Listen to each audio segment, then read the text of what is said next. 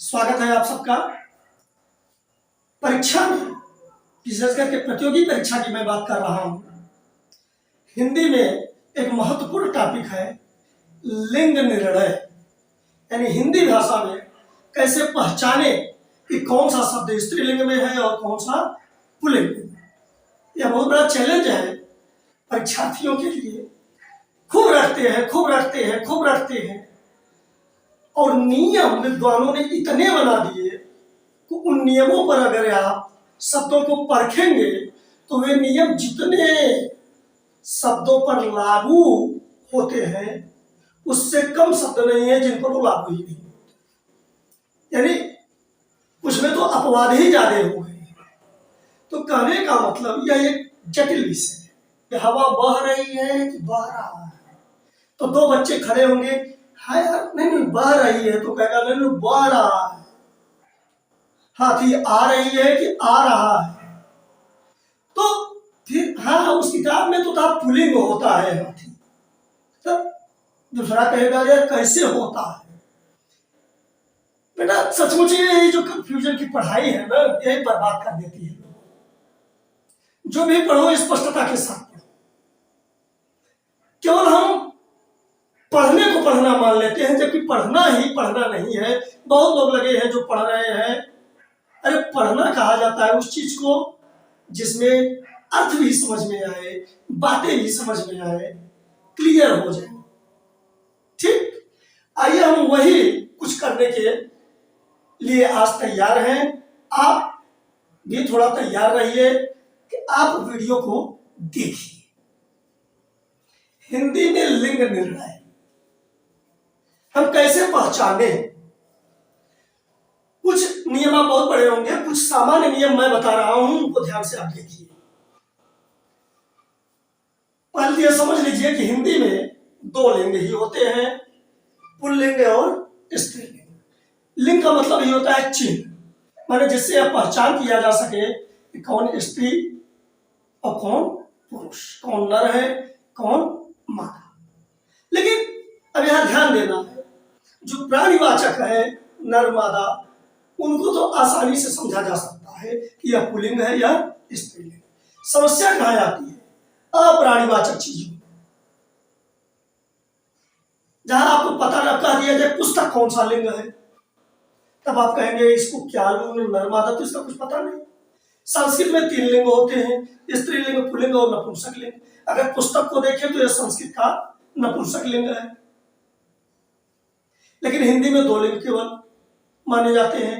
यानी संस्कृत का जो नपुंसक लिंग है वह भी इन्हीं स्त्रीलिंग और पुल्लिंग में उलझेगा। ठीक, हालांकि और कुछ भाषाएं हैं जैसे मराठी वगैरह, उसमें भी अभी 3 लिंग होते हैं स्वीकार, और भी कई भाषाएं हैं, लेकिन हिंदी में पुल्लिंग और स्त्रीलिंग।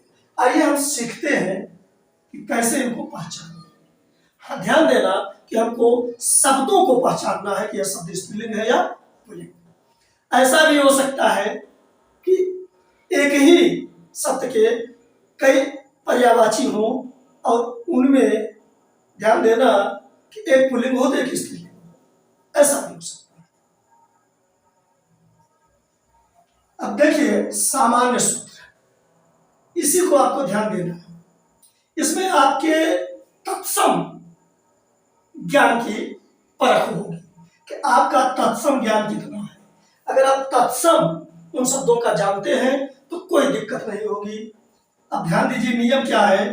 आप जो तद्भव पढ़ते हैं, तद्भव तत्सम पर वीडियो बढ़िया ढंग से बनाया हुआ है, उसको भी आप जाकर के प्लेलिस्ट में देख सकते हैं। तद्भव जो होता है वह अगर मान लीजिए अकारांत है, ठीक, या आकारांत। प्राय हम देखते हैं कि आ लगा हुआ है तो स्त्रीलिंग होगा क्या? ऐसा नहीं। अ है तो पुल्लिंग ही होगा क्या? नहीं, यह भी जरूरी नहीं। पहले हम उसका तत्सम देखें। तद्भव जो है चाहे अकारांत हो चाहे आकारांत, हम उसका तत्सम देखेंगे। अगर उसका तत्सम अकारांत है तो आप घोषित कर दीजिए कि यह पुल्लिंग है। तत्सम अकारांत होना चाहिए, तद्भव चाहे अकारांत हो चाहे आकारांत। अगर तत्सम अकारांत हो गया तो वह पुल्लिंग है, यानी वह तद्भव पुल्लिंग होगा जिसका तत्सम अकारांत है। और यही तत्सम अगर आकारांत में आ जाए, अकारांत व आकारांत का मतलब आप समझते हैं ना, अंत में अ, जैसे बालक क, तो अ आ रहा है ना, तो इसे अकारांत कहेंगे। और आकारांत बालिका का आ रहा है तो आकारांत। अगर तत्सम हम पहले देखेंगे, तत्सम अकारांत आ रहा है तो वह पुल्लिंग होगा, और अगर उस शब्द का तत्सम आकारांत आ रहा है तो स्त्रीलिंग। आइए समझते हैं उदाहरण से।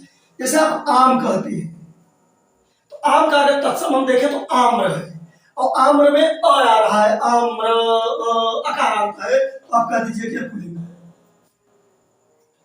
कंधा, अब वैसे आप देखेंगे कंधा आ है तो सोचेंगे स्त्रीलिंग होगा क्या, आ लगा हुआ है, नहीं। आप जाइए तत्सम पर, इसका तत्सम होता है स्कंध, और स्कंध में अ है, ध अ, तो इसे पुल्लिंग है, यानी कंधा जो है वो पुल्लिंग में आएगा। इसी तरह कोठा, कोठा का तत्सम होता है कोष्ठ, अब कोष्ठ में अ है तो यह पुल्लिंग होगा। कान, कान, अब तद्भव देखेंगे तो अकारांत है, और इसका तत्सम कर्ण है, यह भी अकारांत है, तो तत्सम चूंकि अकारांत है इसलिए यह पुल्लिंग है। यह ध्यान दीजिए, नाक, क अकारांत है, लेकिन इसका तत्सम नासिका होता है, आकारांत हो गया, इसलिए नाक स्त्रीलिंग है।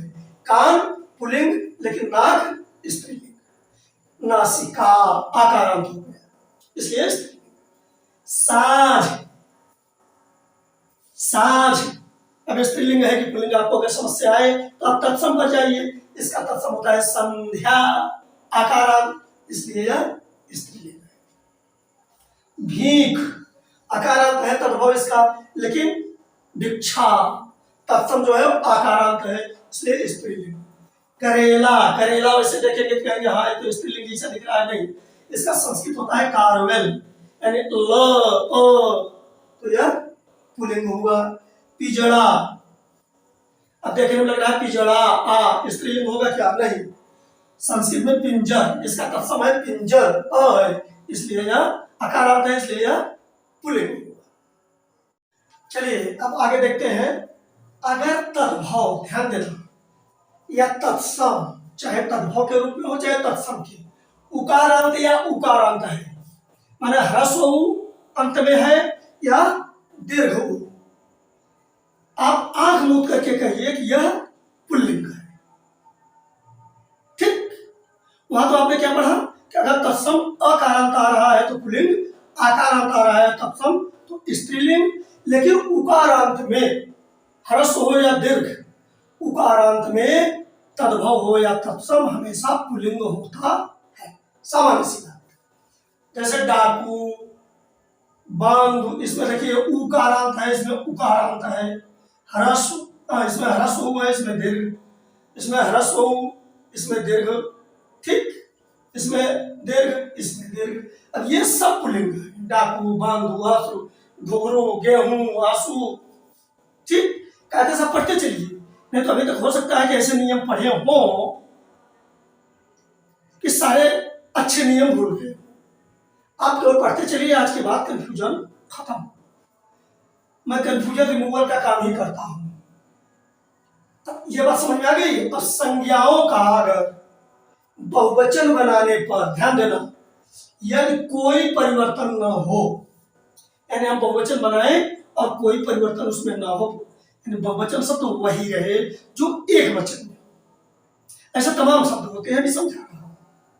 या तो उसमें आ हो और उसका ए हो जाए बहुवचन बनाने पर, तो समझ लीजिए कि वह पुल्लिंग है।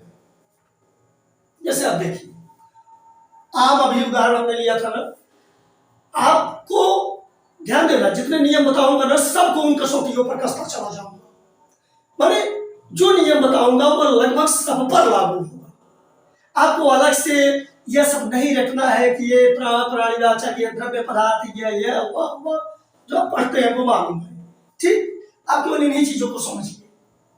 जैसे देखिए आम, आप आम को कभी आमे नहीं कहते बहुवचन में, आमाए नहीं, आमों को आप छोड़ दीजिए, आमों को जब आप कहते हैं तो उसके बाद छोड़ दीजिए, वो कर्म कारक में बनता है इस तरह से।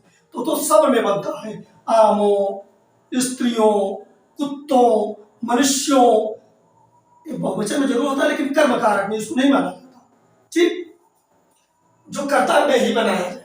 अब आम आमे नहीं बनता, यानी इसमें कोई परिवर्तन नहीं आता। आप कह दीजिए कि यह बहुवचन है। अगर आपको पहला नियम नहीं मालूम है तो तत्सम बोलो, या आप तत्सम नहीं जानते इसका, तो आप इसी तरह, अब यह देखिए कंधा, कंधा का अगर आप स्कंध जानते हैं तत्सम में आकार आता है तो पुल्लिंग कर सकते हैं, नहीं जानते कोई बात नहीं, आप बहुवचन बना लीजिए।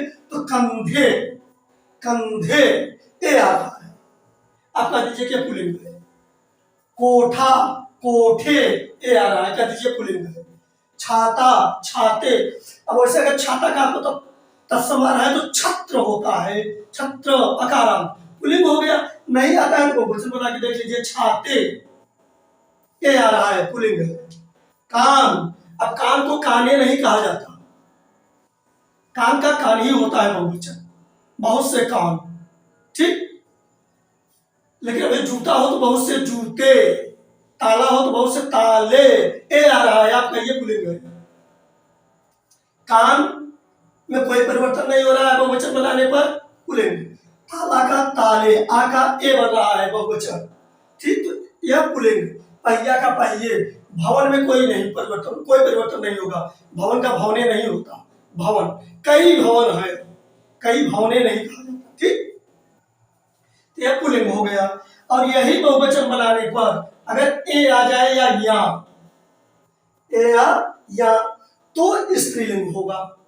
जैसे इमारत, इमारतें, अब यही हमने बताया कि भवन जो चीज है वही इमारत भी है, लेकिन भवन शब्द स्त्री पुल्लिंग है और इमारत स्त्रीलिंग। इमारतें ए आ रहा है, यहां ध्यान देना यार, ये जो बिंदु है इसी का कमाल है, ये ए बन रहा है, नाक से बोला जाएगा ना।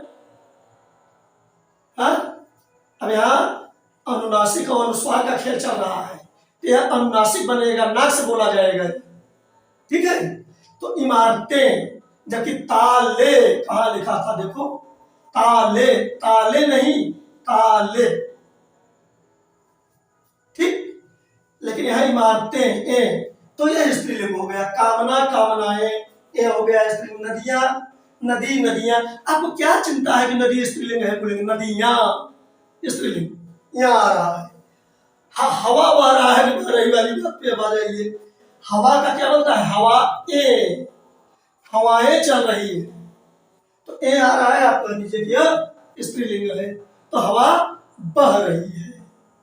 ठीक, बात का बातें, बातें नहीं होता, बातें नाक से बोला जाता है, क्या स्त्रीलिंग है। इसलिए कहते हैं बात निकल गई तो निकल गई, चली गई तो दूर तक चली गई, स्त्रीलिंग में बोलते हैं। ठीक, चलिए देखते हैं द्रव्यवाचक अगर संख्याएं हैं तो पुल्लिंग होंगी।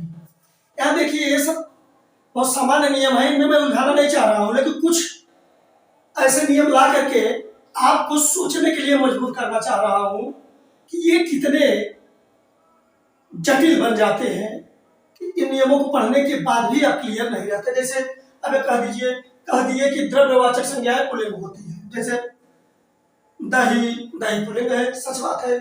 मोती, पानी, पानी भी पुल्लिंग है। सोना, घी, तेल, ये सब पुल्लिंग है, लेकिन यही द्रव्यवाचक चांदी होता है वह स्त्रीलिंग है। अब आप क्या करें, क्या नियम सही बैठा? इसीलिए हमने कहा था कि कुछ कुछ तो ऐसे हैं कि जितने पर लागू नहीं होते उससे अधिक अपवाद हो जाते हैं। जैसे आपको बता दिया जाता है कि शरीर के अंग जो होते हैं वो प्रायः पुल्लिंग होते हैं, लेकिन ऐसा नहीं है। अभी हमने उदाहरण दिया कि कान पुल्लिंग है तो नाक स्त्रीलिंग है। मुंह, मुख पुल्लिंग है, इसलिए हमने कहा तत्सम पर आप जाइए, बहुत बढ़िया नियम है उसका। और कुछ अब आगे पढ़ाने जा रहा हूं, आप उन्हीं दो तीन को अगर याद रखते हैं, जैसे तत्सम में बदलने वाला और उकारांत उकारांत वाला, ठीक, और कुछ और आगे बताने जा रहा हूं, वह बहुत महत्वपूर्ण है। अगर आप जानते हैं तो आप समझ लीजिए कि कभी कंफ्यूज नहीं होंगे। फिलहाल इनको भी देख लेते हैं कि क्रियार्थक संज्ञाएं जो होती है वो पुल्लिंग होती है। जैसे लिखना, पढ़ना, जाना, जिसमें ना लगा रहे क्रिया में, आप जान लीजिए कि वह पुल्लिंग है। जाना, लिखना, पढ़ना, खाना, हंसना, रोना, धोना, सब कुछ। ठीक।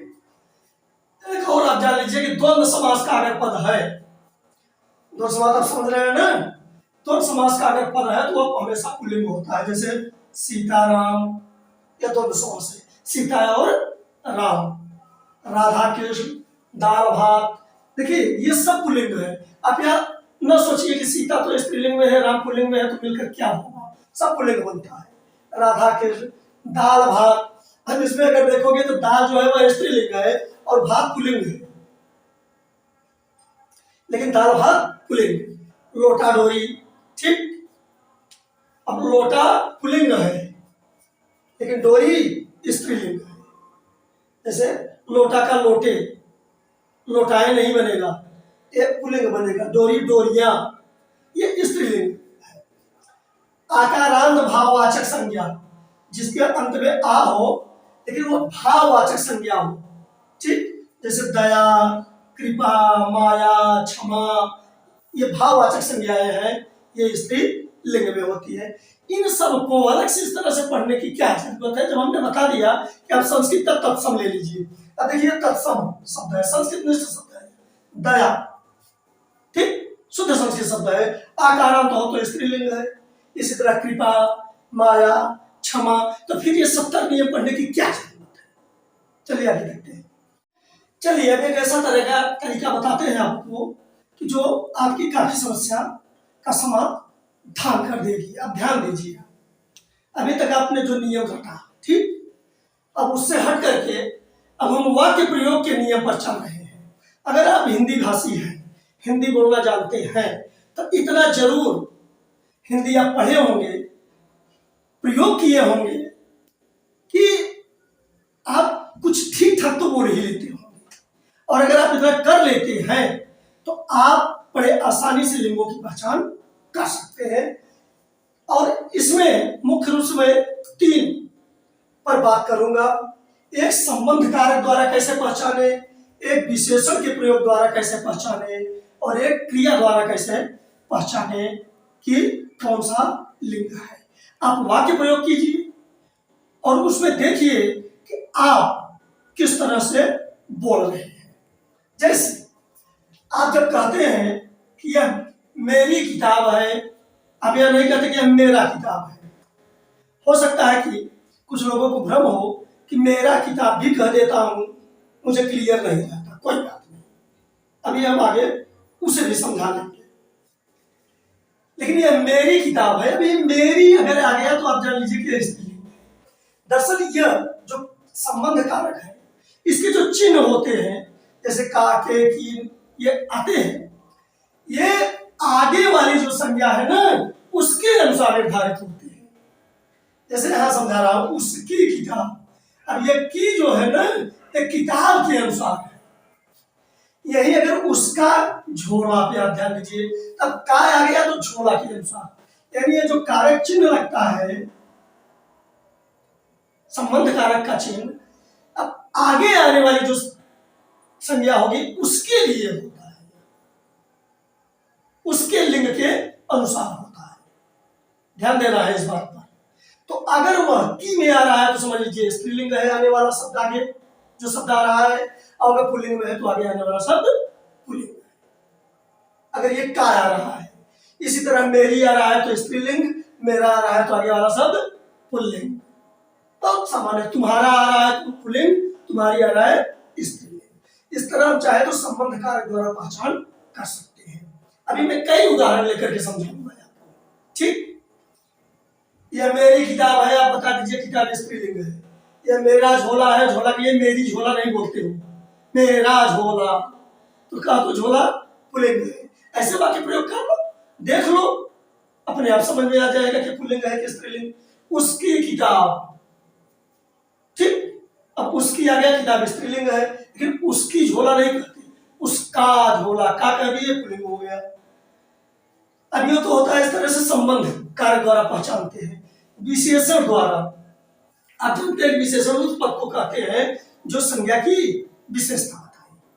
तो जो शब्द विशेषता बताए उसको आप देखिए कि स्त्रीलिंग की तरह प्रयुक्त कर रहे हैं या पुल्लिंग की तरह।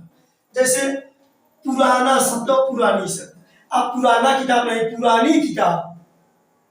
अब पुरानी किताब, लेकिन आप यहां ध्यान दीजिए, अगर किताब की जगह यही ग्रंथ आ जाए, ग्रंथ, तो यह पुल्लिंग हो जाएगा। पुराना ग्रंथ होता है, पुरानी ग्रंथ नहीं।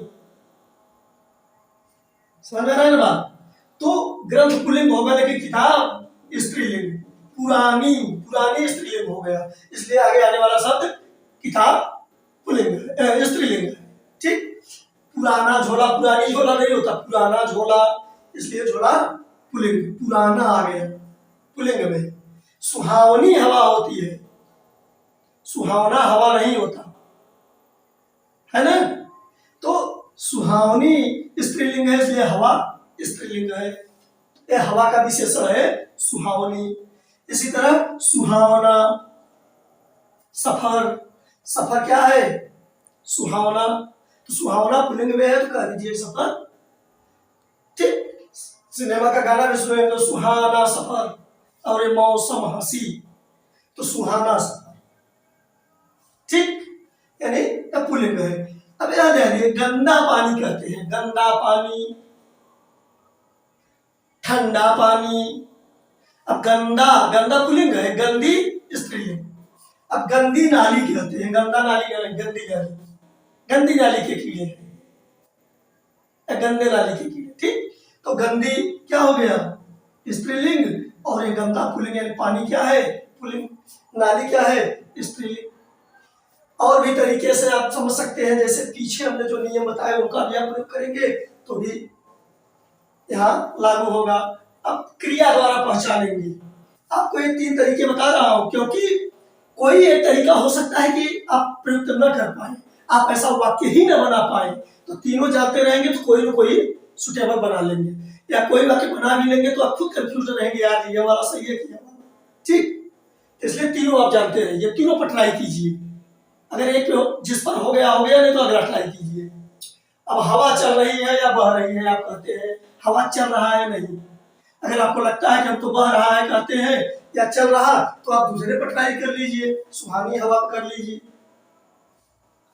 ठीक, तो अब पानी बह रहा है, अगर आपको लगे कि पानी बह रही है तो क्या हर्ज है, तो आप दूसरा कोई उदाहरण ले लीजिए। तो माने विशेषण वाले पे आजमा लीजिए या संबंध वाले पे। इस नल की पानी नहीं, इस नल का पानी। संबंध पर अगर चेक करेंगे, नल का लग गया पुल्लिंग। कुएं का पानी, कुएं की पानी नहीं, का पानी, पानी पुल्लिंग। ठीक, समझ लोगे बेटा, कुछ नहीं रखा है। अब किताब, अब फट गई कहते हैं, किताब फट गया नहीं, किताब फट गई। किताब पढ़ी है, पढ़ा है नहीं, पढ़ी है, रखी। ठीक, लेकिन झोला फट गया या गिर गया, किताब गिर गई, तो स्त्रीलिंग में आए अगर क्रिया तो आप कह दीजिए ये स्त्रीलिंग है किताब, और झोला पुल्लिंग में आ रहा है उसको पुल्लिंग बना दीजिए। अब कई सारे उदाहरण लेकर के और क्लियर कर देता हूं। चलिए इन उदाहरणों को देखते हैं और देखते हैं, अप्लाई करते हैं उन नियमों को जो अभी हमने समझाया, कि क्या आप नियमों को लागू करके उत्तर तक पहुंचते हैं। देखिए, आपको यहाँ 2 तरीके यूज करने हैं। एक तो हमने जिन नियमों को बताया उनको लागू करिए। अगर स्पष्ट हो गया तो आप बता दीजिए कौन स्त्रीलिंग है कौन पुल्लिंग है। इसी तरह से तो बोर्ड के प्रश्न में पूछता है। हो सकता है कि अगर एक शब्द के लिए आप उलझ जाए कि इनमें मैं क्या कहते हैं किन्हीं भी नियमों को इसमें प्रयुक्त नहीं कर पा रहा हूं, तो आप बाकी 3 में कर लीजिए। चौथा नहीं हो रहा है तो चौथा अपने आप क्लियर हो जाए। मैं कह रहा हूं अगर 3 पुल्लिंग है तो चौथा स्त्रीलिंग जरूर होगा, अगर उसमें कहा है स्त्रीलिंग के लिए तो। आइए समझते हैं। जैसे देश, बड़ा देश है, बड़ी देश ना, बड़ी देश नहीं, बड़ा देश, पुल्लिंग हो गया। देश प्रगति कर रहा है, पुल्लिंग हो गया। नगर, बड़ा नगर है, बढ़िया नगर है। ठीक, नगर जल रहा है, जल रही है नहीं कहा जाता, पुल्लिंग है। उसी तरह से बनाओ, देश की नगर नहीं, देश का नगर। द्वीप, इसी तरह से द्वीप जल रहा है, द्वीप डूब रहा है, डूब रही है नहीं, पुल्लिंग हो गया। लेकिन झील, अब यही आ जाता है प्रथम। और एक चीज और बता दूं आपको, सब परीक्षा के प्रश्न है, ये जो नंबर डाला हूं ना, सब अलग अलग प्रश्न समझना है। मैं इसलिए इसमें प्रश्न नहीं लिखा हूं कि आप खुद चेक कर लीजिए कौन पुल्लिंग है कौन स्त्रीलिंग। अब इन प्रश्नों में या तो एक पुल्लिंग होगा या तो एक स्त्रीलिंग, उसी को पकड़िए। अब एक पुल्लिंग पकड़ लिए तो शेष स्त्रीलिंग, अगर एक स्त्रीलिंग मिल गया तो शेष पुल्लिंग। यहाँ आपने देखा है तीनों पुल्लिंग है। अब झील पे बात करते हैं। अब आप कहेंगे ना कि ऐसे कैसे पता चलेगा, अब बड़ा झील कहा जाए या बड़ी झील? बड़ी झील।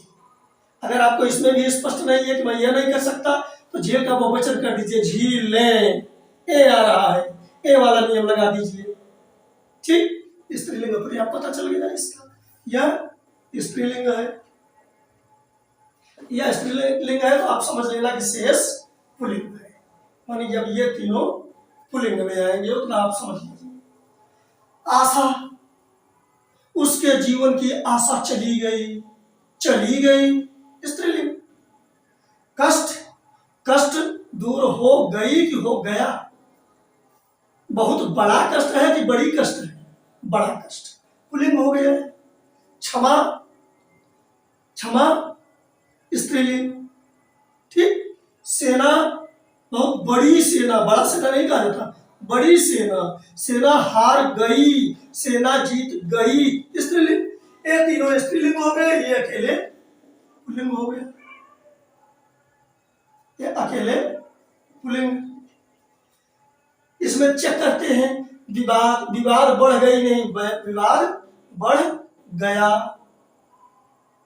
ठीक, तो ये पुल्लिंग हो गया। सार, अब गीता का सार कहते हैं, गीता की सार नहीं, गीता का सार, का इसका मतलब यह भी पुल्लिंग है। रूप, रूप बिगड़ गया, होता है कि नहीं होता है? अच्छा रूप है, अच्छी नहीं, अच्छा, इसका मतलब यह भी पुल्लिंग है। आप विशेषण का प्रयोग कर लीजिए, चाहे उसका रूप, संबंध कारक का पुल्लिंग हो गया। ठीक, या क्रिया का कर लीजिए, रूप बिगड़ गई। अब जैसे रूप बिगड़ गया, तो बिगड़ गया कहा जाता है, बिगड़ गई नहीं, तो यह पुल्लिंग हो गया। अब आय पर आइए, आय घट गई, आय बढ़ गई, क्या हो गया? स्त्रीलिंग, यानी यह स्त्रीलिंग है। अब अगर आप यह रटे रहेंगे कि जिसमें आ हो या ना, तो उलझ सकते हैं। अब चलिए अगला, गृह, चंदन, पता, सभा। अब इसमें अगर करेंगे तो गृह पुल्लिंग, चंदन पुल्लिंग, इस तरह का प्रयोग कर लेना। और पता, पता में अगर आप घबरा रहे हो तो पता नहीं मिला, मिला कि मिली? पता नहीं मिली कि मिला? मिला, यह पुल्लिंग हो गया। लेकिन सभा, सभा बैठी है, एक स्त्रीलिंग। अब ये स्त्रीलिंग, तो शेष को आप क्या समझेंगे? पुल्लिंग। ठीक, मतलब आप समझ लीजिए यह सब पुल्लिंग हो गया, इसलिए मैं सब साथ लेके आया हूं। दुख, दुख बढ़ गया, पुल्लिंग। गरिमा घट गई, स्त्रीलिंग। लेख, अच्छा लेख है, अच्छा, पुल्लिंग के रूप में विशेषण आ रहा है। स्पर्श, यह भी पुल्लिंग होगा, इसका भी आप वाक्य प्रयोग कर लीजिए। सुंदर स्पर्श है, अच्छा स्पर्श, अच्छी स्पर्श नहीं, अच्छा स्पर्श है। ठीक, तो इस तरह यह स्त्रीलिंग हो गया, बाकी सब पुल्लिंग। इसमें आप भ्रमित होते हैं, दही स्त्रीलिंग है पुल्लिंग। अगर मैं कहूं दही खट्टा है तो आप कहेंगे सर जी मैं तो खट्टी कहता हूं तब भी मुझे गड़बड़ नहीं लगता, दही खट्टी है। कोई बात नहीं। दूध, गाय के दूध का दही कहते हैं, दूध की दही नहीं, दूध का लगा दिए ना, आप समझ लीजिए कि यह पुल्लिंग है। ठीक, इसी तरह से नदी, नदी स्त्रीलिंग, नदियां, नदी बह रही है। हाथी पुल्लिंग, रोटी स्त्रीलिंग, इसमें हमने दो दो स्त्रीलिंग लाया है। ठीक, ये स्त्रीलिंग है। और रोटी जल गई, रोटी जल गया नहीं। ये नदी भी स्त्रीलिंग है। हाथी पुल्लिंग है और दही पुल्लिंग। ये उदाहरण विशेष करके इसलिए लाया था कि स्पष्ट हो जाएगा। छाछ तिल काढ़ा टेसु, इसमें छाछ स्त्रीलिंग है। ठीक, अब इसमें आप देखेंगे बाकी पुल्लिंग हो जाएगा। हाँ देखिए, अब इसमें देखते हैं चाहत रंगत मेहनत आहार। अब चाहत, चाहत कम हो गई, स्त्रीलिंग हो गया।